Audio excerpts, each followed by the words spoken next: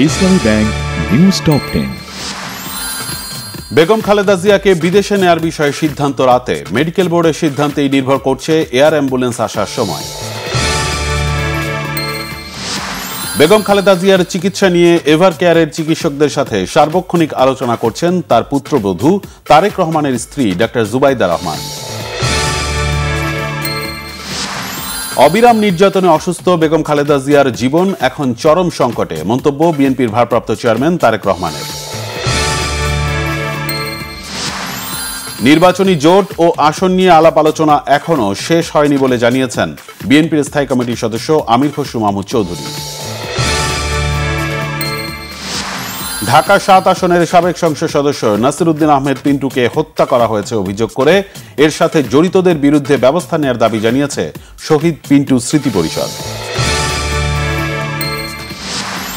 ত্রয়োদশ নির্বাচন আয়োজনে কমিশন এখনো অবাধ ও গণতান্ত্রিক পরিবেশ তৈরি করতে পারেনি, অভিযোগ বিপ্লবী ওয়ার্কার্স পার্টির সাধারণ সম্পাদক সাইফুল হকের।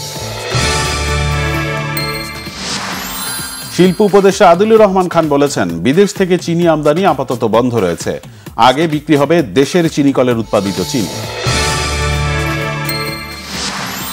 শান্তি আলোচনা ব্যর্থ হওয়ার পর আবারও সংঘাতে জড়িয়েছে পাকিস্তান আফগানিস্তান। শুক্রবার গভীর রাতে দুপক্ষের ব্যাপক গোলাগুলি।